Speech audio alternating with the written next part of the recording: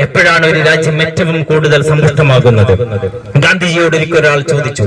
അദ്ദേഹം പറഞ്ഞു, ഈ രാജ്യത്തിന്റെ ഗ്രാമത്തിന്റെ അവസാനത്തെ മൂലയിലുള്ള ഒരാൾ, അയാൾ സമ്പന്നനും അതുപോലെ ഉടുക്കാൻ വസ്ത്രമുള്ളവനും കഴിക്കാൻ ഭക്ഷണമുള്ളവനും അയാളുടെ മക്കൾക്ക് പഠിക്കാൻ അവകാശവും ഉണ്ടെങ്കിൽ മാത്രമാണ് ഈ രാജ്യം പൂർണ്ണ സ്വതന്ത്രമായി എന്ന് ഞാൻ പറയുകയുള്ളൂ.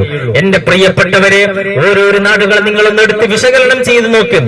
JCBകൾ കൊണ്ടുവന്നുകൊണ്ട് എത്ര പെട്ടെന്നാണ് പല പല ആരാധനാലയങ്ങളെയും തച്ചു പൊളിച്ചുകൊണ്ടിരിക്കുന്നത്. നാം കരുത്തുറ്റവരാകണം.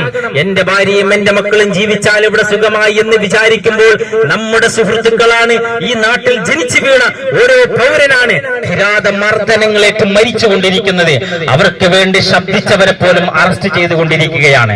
പാർലമെന്റിനകത്തും പുറത്തും മതേതരവാദികൾ ചോദ്യം ചെയ്തുകൊണ്ടിരിക്കുമ്പോഴും ചോദ്യം ചെയ്യുന്നവനെ സംശയത്തിലാക്കുകയും തടങ്കിലടക്കുകയും തുറങ്കിലടക്കപ്പെടുകയും ചെയ്യുന്ന ഭീതിജനകമായ കാഴ്ച ഇവിടെ വരുന്നുണ്ട്.